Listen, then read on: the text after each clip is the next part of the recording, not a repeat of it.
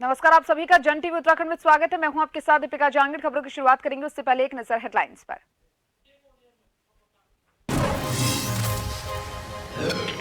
जोशीमठ भूदसाव को लेकर सीएम धामी सख्त। सोमवार को पहुंचेगी केंद्रीय जल शक्ति मंत्रालय की ओर से गठित विशेषज्ञों की टीम। 3 दिन में कारण और प्रभाव पर राष्ट्रीय स्वच्छ गंगा मिशन को सौंपेगी अपनी रिपोर्ट। जोशीमठ में भूदसाव मामला, कांग्रेस ने गठित की 11 सदस्यीय कमेटी। मौका मुआयना करने के साथ ही कार्यों पर रखेगी नजर। सुप्रीम कोर्ट पहुंचा प्रकरण। उधर राहत शिविर में रहने वाले परिवार दिखे असंतुष्ट।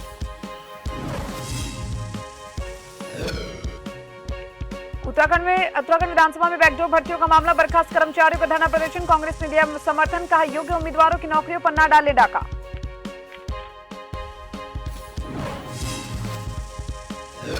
यूके एसएससी ने तैयार किया 4 अधिवक्ताओं का पैनल। हाईकोर्ट में आयोग से संबंधित वादों की करेंगे पैरवी। 1 साल का होगा कार्यकाल। प्रत्येक 3 महीने में होगी उनके कार्यों की समीक्षा। उत्तराखंड में पहाड़ से मैदान तक कड़ाके की ठंड। आज से मौसम के करवट बदलने का जताया अनुमान। उच्च हिमालयी क्षेत्रों में कहीं वर्षों और हल्की बर्फबारी होने की संभावना।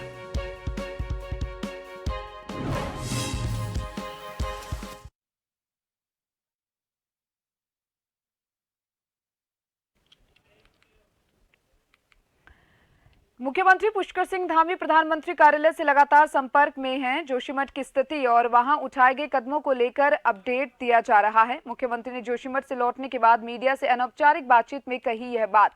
जोशीमठ में भूधसाव के मद्देनजर किया जाएगा अध्ययन। केंद्रीय जल शक्ति मंत्रालय की ओर से गठित विशेषज्ञों की टीम सोमवार को पहुंचेगी जोशीमठ। टीम क्षेत्र का निरीक्षण करने के बाद 3 दिन में भूधसाव के कारण और प्रभाव पर अपनी रिपोर्ट तैयार कर राष्ट्रीय स्वच्छ गंगा मिशन को सौंपेगी। गंगा की सबसे बड़ी सहायक नदी अलकनंदा से हो रहे भूकटाव, भूधसाव के कारण निर्माणाधीन राष्ट्रीय राजमार्ग और जल विद्युत परियोजनाओं पर पड़ने वाले प्रभाव का आकलन करेंगी। टीम में केंद्रीय पर्यावरण, वन और जलवायु परिवर्तन मंत्रालय, केंद्रीय जल आयोग, geological survey of India, NMCG, Namami Gange, राष्ट्रीय जल विज्ञान संस्थान के एक प्रतिनिधि को किया गया शामिल।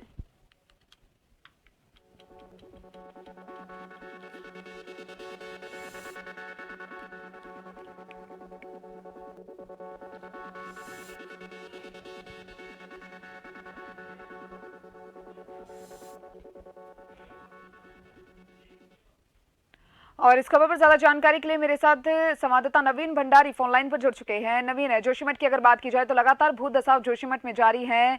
कई मकानों की दीवारों की बात करें उनमें दरारें आ चुकी हैं। तो वहीं मुख्यमंत्री पुष्कर सिंह धामी भी इसको लेकर सख्त नजर आ रहे हैं। लगातार भूधसाव को लेकर अध्ययन किया जा रहा है, क्या कुछ पूरी जानकारी? जी बिल्कुल बताना चाहूंगा कि अगर जोशीमठ की अगर बात की जाए तो जोशीमठ इस वक्त पूरी तरह से खतरे की जद में पहुंच चुका है। लोगों में दहशत का माहौल इस वक्त बना हुआ है। लोग घर बार छोड़ करके सुरक्षित स्थानों पर चले गए हैं। वही अगर बात की जाए जोशीमठ को लेकर के, प्रशासन की टीम लगातार डेरे बनाई हुई है जोशीमठ में, लेकिन कहीं ना कहीं अभी भी जोशीमठ में दहशत का माहौल बना हुआ है। वहीं स्थानीय लोगों का कहना है कि उनके घरों में आए दिन मोटी मोटी जिस तरीके से दरार देखने को मिल रही है, उस कारण जोशीमठ के लोगों में लगातार दहशत का माहौल इस वक्त बना हुआ है। जी नवीन, वहीं बताया जा रहा है कि जिनको राहत शिविर में जिन परिवारों को पहुंचाया गया है वो भी असंतुष्ट दिखाई दे रहे हैं। वो पूरी तरीके से संतुष्ट वहां पर नहीं दिखाई दे रहे हैं। उसको लेकर क्या कुछ कहेंगे? जी बिल्कुल बताना चाहूंगा, जिस तरीके से अगर प्रशासन ने जो 40-45 परिवारों को जो शिफ्ट किया था राहत शिविर में, लेकिन कहीं ना कहीं अगर उनकी भी बात की जाए तो उनका भी साफ कहना है कि उन्हें भी वहां पर काफी दिक्कतों का सामना करना पड़ रहा है। हालांकि आजकल कड़ाके की ठंड जिस तरीके से देखने को मिल रही है, लोग परेशान है ठंड को लेकर के। लेकिन राहत शिविर में अगर बात की जाए तो राहत शिविर में भी लोग काफी परेशान है ठंड को लेकर के। वहां के जो पीड़ित परिवार हैं वो कह रहे हैं कि वहां पर जो उनके लिए ना ही सोने की जो बिस्तर है वो भी, उसके लिए भी परेशानी का उनको सामना करना पड़ रहा है। और मौसम भी काफी परेशान कर रहा है। और न ही वहां पर टॉयलेट की व्यवस्था है, और न ही वहां पर पानी की सुविधा है, और न ही किचन जैसी सुविधा है, जिस कारण उन्हें वहां पर राहत शिविरों में, अधिकांश राहत शिविरों में उन्हें काफी दिक्कतों का सामना वहां पर करना पड़ रहा है। जी, कार्यालय से भी लगातार मुख्यमंत्री पुष्कर सिंह धामी संपर्क में हैं। उनका कहना है कि कोई भी दिक्कत जिन राहत शिविरों में परिवारों को पहुंचाया गया है उनको नहीं आने दी जाएगी। लेकिन उसके बावजूद भी आखिर क्यों यहाँ पर असंतुष्टि जाहिर की जा रही है? किस तरीके से यहाँ पर असंतुष्ट परिवार दिखाई दे रहे हैं? बिल्कुल बताना चाहूंगा, जिस तरीके से कल मुख्यमंत्री जी का जो दौरा था यहाँ पर जोशीमठ में, और मुख्य स्थानीय लोगों में भी इस वक्त काफी आक्रोश है। कई पीड़ित परिवारों का यहाँ तक कहना है कि वे मुख्यमंत्री जब आए जोशीमठ में तो पीड़ित परिवार उन परिवारों से नहीं मिले जिनके यहाँ सबसे ज्यादा नुकसान है, जहां सबसे ज्यादा परेशानियां हैं। वो मुख्यमंत्री जी उन घरों तक गए जहां पर कम दरार है, जहां पर कम नुकसान है, जहां पर ज्यादा अगर नुकसान हो रखा है उन पीड़ित परिवार इस वक्त वो पीड़ित परिवार तरह तरह के आरोप और प्रत्यारोप यहाँ पर लगाते हुए देखे जा रहे हैं। कई पीड़ित परिवार इस वक्त परेशान है। कल जिस तरीके से मुख्यमंत्री जी का यहाँ पर दौरा देखने को मिला, लोगों में उस वक्त काफी खुशी का माहौल भी बन गया था, लेकिन कुछ देर बाद जब जो मुख्यमंत्री जब पहुंचे यहाँ पर पीड़ित परिवारों के घर नहीं पहुंच पाए, ऐसे में लोग इस वक्त काफी आक्रोशित दिखाई दे रहे हैं। जी नवीन, चलिए नवीन, बहुत बहुत शुक्रिया आपका तमाम जानकारी को साझा करने के लिए।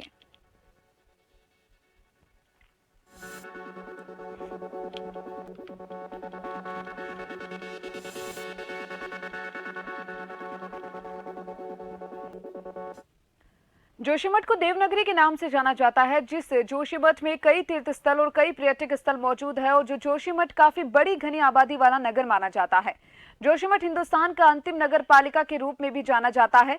जोशीमठ देवनगरी इस वक्त पूरी तरह से खतरे की जद में है। यहाँ कभी भी कोई बड़ा हादसा हो सकता है। बता दें कि जोशीमठ देवनगरी के स्थानीय लोग इस वक्त काफी परेशानियों की मार चल रहे हैं। यहाँ अधिकांश घरों में मोटी मोटी दरारें आ चुकी हैं। दरार भी इतनी खतरनाक है कि कभी भी कोई बड़ा हादसा हो सकता है।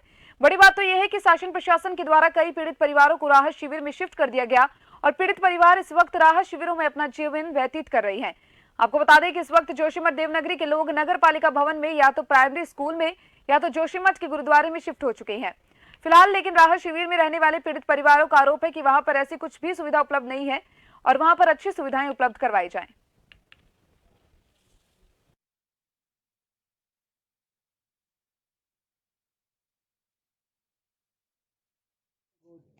परसों ही रात हमारी 3 तारीख को हमारी पूरी मकान जो टूट चुके हैं और हम जो है कि रात में रोड पे आए। रोड पे आने के बाद हम प्राइमरी स्कूल में हैं। अभी हम प्राइमरी स्कूल में रह रहे हैं। यहाँ भी बहुत ज़्यादा ठंडा है क्योंकि अब जोशीमठ का ठंडा और ऊपर से मतलब कि यहाँ रह तो रहे हैं फिर भी यहाँ अपने घर जैसे वो न आग की व्यवस्था है न कुछ है। अस्त व्यस्त हो गया, सामान पता नहीं कहाँ है क्या है। हम ऐसे ही रह रखे, ऐसे रह रखे तो कम खाली नंगे था उसे जैसे रह रखे और करे तो क्या करे। हमारी समस्या ऐसी है, मकान तो बना रखी थी पर सारे जैसे कमाए जमाए होते सब मकानों पर लग गई और बच्चे अस्त व्यस्त हो गए। पगली रजाई है और कुछ नहीं है। कहाँ हम यहाँ बोला नोटिस आ रखी कि सामान खाली करो, कहाँ ले जाना हमने वो सामान, कहाँ हम उस सामान को रखें। यहाँ भी कुछ भी व्यवस्था नहीं है हमारी। बच्चों के साथ रात 10-11 बजे हम इन बच्चों के साथ 3-4 दिन से हमने खाना तक नहीं खाया। हमें भूख भी नहीं है और खाना हम कहाँ से खाते हैं हम, जो हम अपने ही घर में नहीं है सुरक्षित घर। जोशीमठ देवनगरी लगातार भू धसाव की जद में है। यहाँ हर दिन सभी स्थानीय लोगों के घरों में आए दिन मोटी मोटी दरारें देखने को मिल रही है, जिस कारण जोशीमठ में दहशत का माहौल बना हुआ है। यहाँ कई परिवारों के आशियाने पूरी तरह से टूट चुके हैं। कई आशियाने ऐसे हैं जो कभी भी पल भर में जमींदोज हो सकते हैं। यहाँ तक कि कई परिवारों ने अपना आशियाना तक छोड़ दिया और सुरक्षित स्थानों पर चले गए हैं। बड़ी बात तो यह है कि शनिवार को करीबन 12 बजे उत्तराखंड के प्रदेश मुखिया पुष्कर सिंह धामी जोशीमठ पहुंचे और कई वार्डों का उन्होंने निरीक्षण किया। बता दें कि प्रदेश के मुखिया पुष्कर सिंह धामी कई वार्डों में जाकर टूटे फूटे घरों का निरीक्षण किया और पीड़ित परिवारों का हालचाल जाना। वहीं जोशीमठ के कई वार्ड के पीड़ित परिवारों का ये कहना है कि प्रदेश के मुखिया पुष्कर सिंह धामी उन घरों में नहीं पहुंचे जिन घरों में सबसे ज्यादा नुकसान हुआ।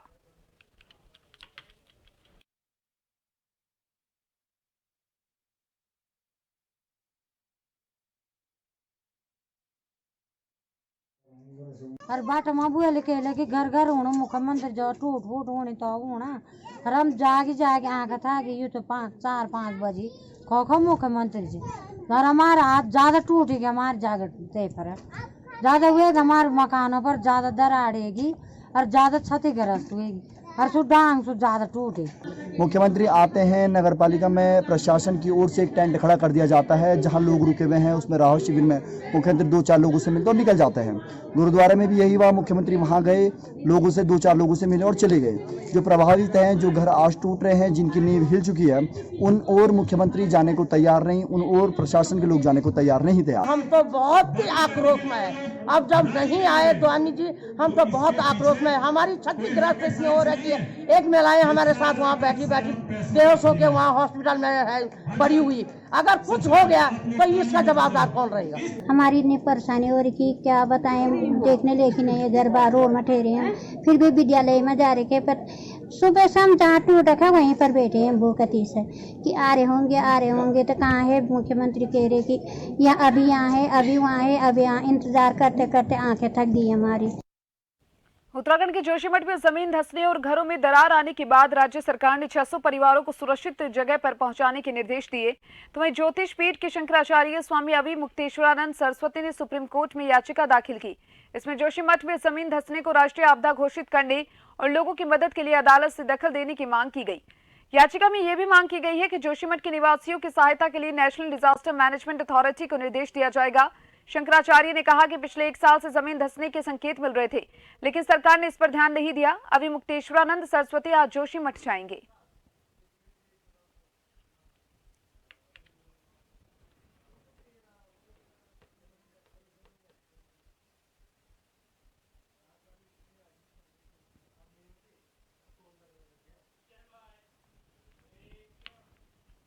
जोशीमठ में भू धसाव का मामला, प्रदेश कांग्रेस ने गठित की कमेटी मौका मुआयना करने के साथ ही कार्यों पर भी रखेगी नजर।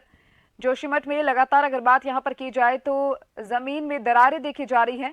कमेटी भू वैज्ञानिकों और पर्यावरणविदों के सर्वे और इसी के साथ ही जानकारी लेगी। जोशीमठ प्रकरण पर प्रदेश अध्यक्ष करण माहरा के नेतृत्व में 11 सदस्यीय कमेटी का गठन किया गया। कमेटी के सदस्य जोशीमठ पहुंचकर प्रभावित क्षेत्र का भी करेंगे मुआयना। कमेटी में कांग्रेस प्रदेश अध्यक्ष के अलावा नेता प्रतिपक्ष यशपाल आर्य, पूर्व मुख्यमंत्री हरीश रावत, पूर्व अध्यक्ष प्रीतम सिंह, पूर्व अध्यक्ष गणेश गोदियाल, उपनेता प्रतिपक्ष भुवन कापड़ी, स्थानीय विधायक राजेंद्र भंडारी, द्वारहाट विधायक मदन बिष्ट, हल्द्वानी विधायक सुमित हृदेश, पूर्व राष्ट्रीय सचिव प्रकाश जोशी और अनुकृति गुसाई को शामिल किया गया। कमेटी सरकार पर हेलिंग बाईपास पर हो रहे निर्माण कार्य और एनटीपीसी समेत अन्य निर्माण कार्यों पर रोक लगाने के लिए बनाएगी दबाव।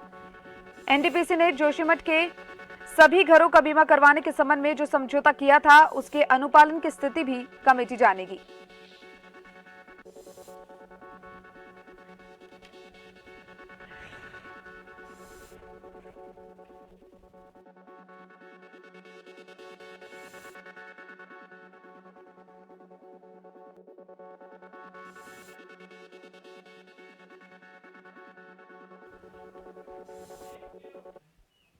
और इस खबर पर ज्यादा जानकारी के लिए मेरे साथ संवाददाता यशराज जुड़ चुके हैं। यशराज, जोशीमठ का मामले की अगर बात करें तो लगातार ही मामला तूल पकड़ता जा रहा है, तो वहीं कांग्रेस ने 11 सदस्यों की कमेटी की टीम गठित की है, क्या कुछ पूरी जानकारी? जी बिल्कुल, मैं सबसे पहले बताना चाह रहा हूं कि जोशीमठ की इस घटना से, जोशीमठ में जो एक हादसा इसको कहेंगे जमीन धसान का जो हादसा हो रहा है, इसको लेकर सरकार भी काफी गंभीर नजर आ रही है और सरकार की तरफ से भी लगातार वहां का दौरा किया जा रहा है। जैसा मुख्यमंत्री पुष्कर सिंह धामी ने भी कल दौरा किया था, परसों से वो आपदा विभाग के साथ उन्होंने बैठक भी की।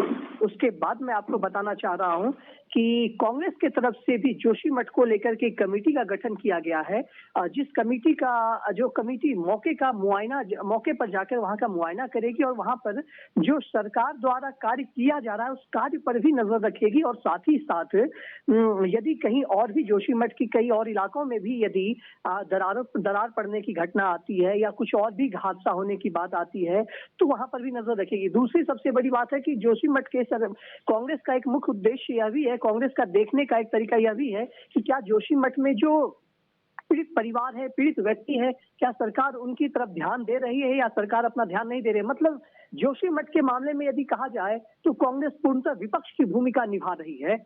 और तो उसके बाद सबसे बड़ी बात है कि जोशीमठ में जो सरकार ने कहा था कि सभी पीड़ित परिवारों को 4,000 रुपया मुआवजा दिया जाएगा, तो उस पर भी ध्यान रखा जाएगा कि कितने परिवारों को मिला गया है, कितने परिवारों को नहीं मिला गया है, कितने अभी तक इससे वंचित रह गए इस मुआवजा से। तो इसी को देखते हुए मैं आपको बताना चाह रहा हूं कि जोशीमठ प्रकरण पर प्रदेश अध्यक्ष करण माहरा के नेतृत्व में 11 सदस्यीय कमेटी का गठन किया गया है। कमेटी के सदस्य जोशीमठ पहुंचकर प्रभावित क्षेत्रों का मुआयना भी करेंगे। वहीं मैं आपको बताना चाह रहा हूं कि कमेटी में कांग्रेस प्रदेश अध्यक्ष के अलावा नेता प्रतिपक्ष यशपाल आर्य, पूर्व मुख्यमंत्री हरीश रावत, पूर्व अध्यक्ष प्रीतम सिंह, पूर्व अध्यक्ष गणेश गोदियाल, उप नेता प्रतिपक्ष भुवन कापड़ी, स्थानीय वहाँ के स्थानीय विधायक जो बद्रीनाथ के स्थानीय विधायक है राजेंद्र भंडारी, द्वारहाट विधायक मदन बिष्ट, हल्द्वानी विधायक सुमित हृदयेश, पूर्व राष्ट्रीय सचिव प्रकाश जोशी और अनुकृति गुसाई जो हरक सिंह गुसाई की बहू है, उन्हें भी शामिल किया गया है। और वहीं सबसे बड़ी बात है कि कमेटी सरकार पर हेलंग बाईपास पर जो निर्माण कार्य चल रहा है और एनटीपीसी समेत जो कई अन्य वहां पर काम चल रहे हैं, उसे रोकने के लिए भी दबाव बनाई जाएगी। यूं तो तथ्य के आधार पर कहा यह भी जा रहा है, संदेह के घेरे में यह भी आ रहा है कि जोशीमठ में जो एनटीपीसी से बनाया जा रहा है या जोशीमठ में जो वाटर सप्लाई को सुचारू करने की बात कही जा रही है, उसको लेकर भी कहीं ना कहीं यह हालात हुआ है। तो इसीलिए सबसे बड़ी बात है कि जोशीमठ के फैसले, जोशीमठ पर विपक्ष भी अपनी पूर्ण भूमिका में नजर आ रही है। विपक्ष सरकार पर भी नजर रखेगी, पैनी निगाह रखेगी, उसके हर एक कार्यों को बारीकी से देखेगी कि सरकार की कहीं से कोई त्रुटि यदि होती है तो वह उसे एक मुद्दा बना करके अपने चुनाव का एक मुद्दा बना सकती है। तो इसी को देखते हुए सरकार भी, लेकिन यदि बात की जाए सरकार की भी, तो सरकार भी जोशीमठ मुद्दे पर कहीं से भी विपक्ष को कोई भी मुद्दा देने को तैयार नहीं है। लगातार सरकार की तरफ से हर एक दृष्टि दिया, जोशीमठ में व्यक्ति पीड़ित परिवारों से मिला जा रहा है। मैं आपको बताना चाह रहा हूं कि खुद मुख्यमंत्री पुष्कर सिंह धामी एक एक पीड़ित परिवारों से नहीं, एक सदस्य से मिलते हैं, वहां जाकर के जोशीमठ में सदस्यों से मिल रहे हैं और उन्हें सांत्वना दे रहे हैं कि उनके साथ सरकार खड़ी है। तो सरकार भी कहीं ना कहीं यह नहीं करना चाहती है कि विपक्ष को आने वाले लोकसभा चुनाव हो या नगर निकाय चुनाव हो, उसमें कोई मुद्दा मिले। इसके लिए सरकार भी तत्पर है, लेकिन विपक्ष अपनी पूर्ण भूमिका में है। जी यशर, बहुत बहुत शुक्रिया आपका तमाम जानकारी को साझा करने के लिए।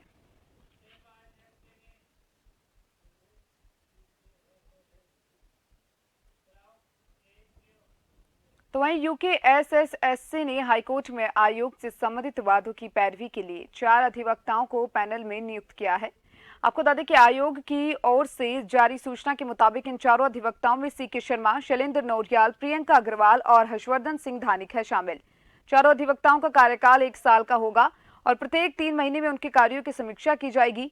आयोग कार्यालय में विधि सलाहकार डॉक्टर नरेंद्र के पंत को विभिन्न न्यायालयों में चल रहे वादों की पैरवी के पर्यवेक्षण का कार्य सौंपा गया। यूकेएसएसएससी ने हाईकोर्ट में आयोग से संबंधित वादों की पैरवी के लिए 4 अधिवक्ताओं का अब पैनल तैयार कर दिया है। पैनल में नियुक्ति की है। आयोग की ओर से जारी सूचना के मुताबिक इन 4 अधिवक्ताओं में सीके शर्मा, शैलेंद्र नौटियाल, प्रियंका अग्रवाल और हर्षवर्धन सिंह धानिक शामिल हैं।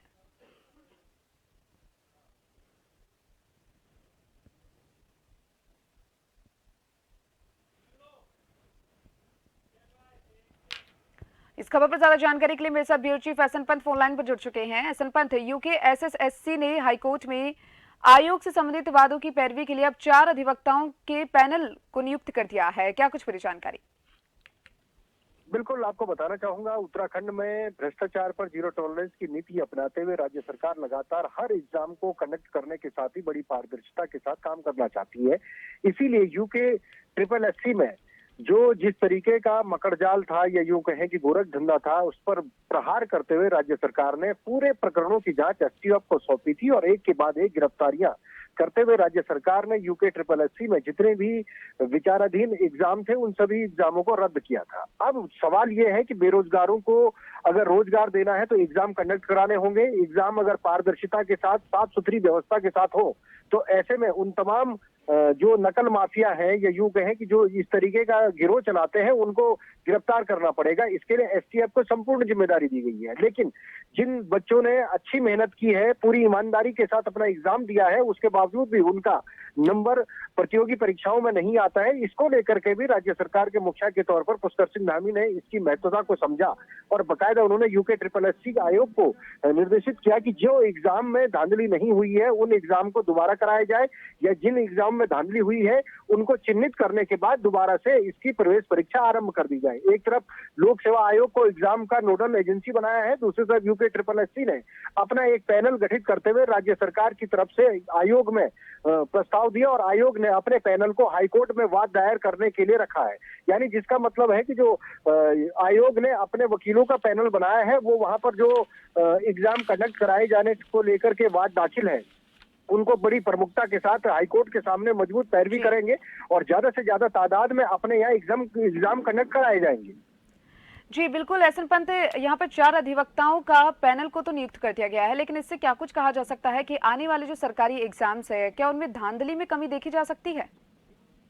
देखिए, ये व्यवस्था का एक पार्ट है। आयोग ने सिर्फ उस व्यवस्था के लिए अपना पैनल तैयार किया है जिस व्यवस्था में उनको लगता है कि उनकी मजबूत पैरवी न होने के कारण नोडल एजेंसी दूसरे को काम दिया गया है। उनके आयोग को काम चाहिए तो एग्जाम कंडक्ट कराने होंगे, बड़ी पारदर्शिता के साथ एग्जाम कराए जाने चाहिए, क्योंकि इससे पहले जो एग्जाम कराए गए थे उनमें नकल माफिया ज्यादा ही सक्रिय हो गए थे, जिसके बाद एसटीएफ ने एक के बाद एक गिरफ्तारियां करते हुए बड़ी कार्रवाई की और आज तमाम लोग इसका कहीं ना कहीं राज्य सरकार की जो महत्वाकांक्षा यूं कहें कि मजबूत इच्छा शक्ति का परिचायक के रूप में इसको देखते हैं। लेकिन सवाल यह है कि जो आगे जो एग्जाम होंगे उनमें धांधली ना हो, उनमें भ्रष्टाचार ना हो, उनमें गोरख धंधा ना हो, इसके लिए एजेंसी क्या करेगी और सरकार किस तरीके से इस पर नकेल डालने का काम करेगी, इसको लेकर के सबकी नजरें बनी हुई है।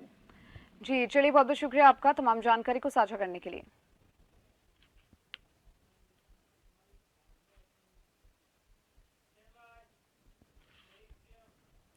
बात अगर मौसम की कर ली जाए तो उत्तराखंड में पहाड़ से मैदान तक कड़ाके की ठंड है। प्रदेश मौसम विज्ञान केंद्र के अनुसार रविवार से मौसम करवट बदलेगा। उच्च हिमालयी क्षेत्रों में कहीं कहीं वर्षा और हल्की बर्फबारी होने की संभावना। निचले क्षेत्रों में कहीं कहीं छाए रह सकते हैं बादल। चमोली, रुद्रप्रयाग, पिथौरागढ़, उत्तरकाशी की जो ऊंची चोटियां हैं उनमें हल्की बर्फबारी वर्षा होने की संभावना है।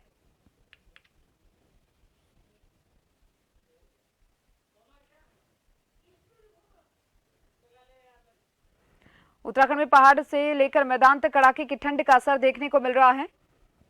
प्रदेश मौसम विज्ञान केंद्र के अनुसार रविवार से मौसम करवट बदलेगा। उच्च हिमालयी क्षेत्रों में कहीं कहीं वर्षा और हल्की बर्फबारी होने की संभावना। निचले क्षेत्रों में कहीं कहीं छाए रह सकते हैं बादल।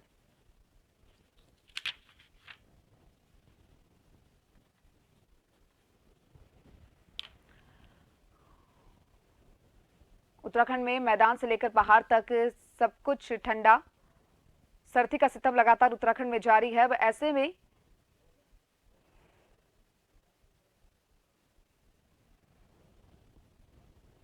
मौसम विभाग की अगर माने तो मौसम अब करवट बदलेगा और कहीं कहीं हल्की वर्षा और बर्फबारी की भी संभावना।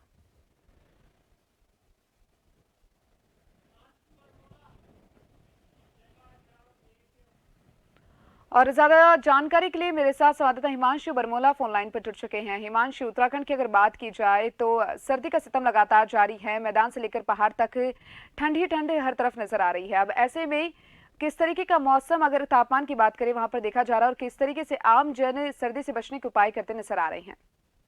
जी देखिए, निश्चित तौर पर मैं आपको बताना चाहता हूं कि उत्तराखंड में कड़ाके की ठंड पड़ रही है और पूरे उत्तर भारत में इस वक्त कड़ाके की ठंड पड़ रही है। और बात की जाए बारिश और मौसम की तो पिछले तकरीबन 100 दिन होने को हैं उत्तराखंड में बरसात की, बारिश की एक बूंद भी नहीं पड़ी हुई है, जिस वजह से यहाँ पर कड़ाके की ठंड पड़ रही है और शीतलहर का प्रकोप लगातार जारी है। इस वजह से अब मौसम विज्ञान केंद्र के निदेशक हैं डॉक्टर विक्रम सिंह, उन्होंने कहा है कि रविवार को जो उच्च हिमालयी क्षेत्र हैं, चमोली जिले की बात की जाए, उत्तरकाशी जिले की बात की जाए या फिर पिथौरागढ़ और रुद्रप्रयाग जिले की बात की जाए, तो यहाँ पर जो ऊंचाई वाले इलाके हैं वहां पर बर्फबारी होने के साथ साथ बारिश के भी आसार हैं और लगातार तापमान में गिरावट दर्ज की जा रही है। राजधानी देहरादून की बात की जाए तो राजधानी देहरादून में भी तकरीबन अब तापमान 6 डिग्री सेल्सियस के आसपास आ चुका है, जो कि अब बहुत ही नाजुक हालत में है और लोग लगातार, शासन, प्रशासन, सरकार लगातार यही मांग कर रही है कि यही अपील कर रही है लोगों से कि अलाव की व्यवस्था अपने साथ रखें और तमाम जगह पर भी जहां पर भी लोग इकट्ठे होते हैं वहां पे नगर पालिका परिषद द्वारा या नगर पंचायत, नगर निगम द्वारा अलाव की व्यवस्था की गई है। जी हिमांशु, जानना चाहेंगे कि बदलते मौसम को लेकर पर्यटकों की आवाजाही में क्या कुछ असर देखने को मिला है? जी निश्चित तौर पर साल की अभी तक कोई भी बर्फबारी उत्तराखंड में दर्ज नहीं की गई है, चाहे मसूरी की बात करें।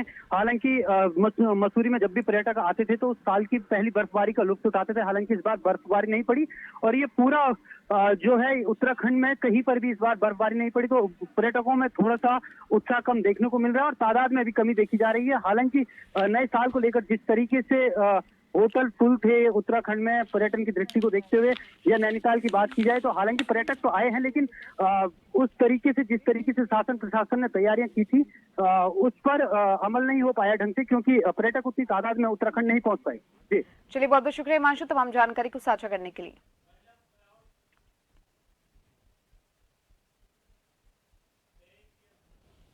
और इन सभी खबरों के साथ फिलहाल के लिए उत्तराखंड न्यूज में इतना ही। आप बने रहिए जन टीवी के साथ। नमस्कार।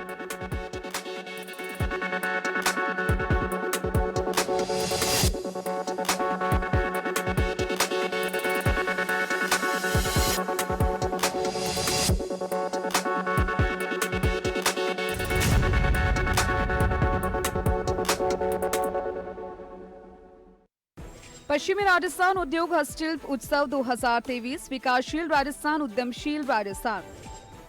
राजस्थान का सबसे बड़ा उत्सव साक्षी बनने के लिए हो जाइए तैयार।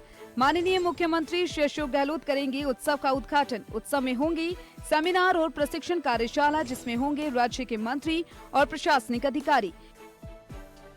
125 फीट ब्लू व्हेल के साथ समुद्री संसार, 30 फीट ऊंची शिव प्रतिमा, मेटल स्क्रैप से बनी 22 फीट ऊंची गांधी जी की प्रतिमा, प्रसिद्ध घंटाघर और मेहरान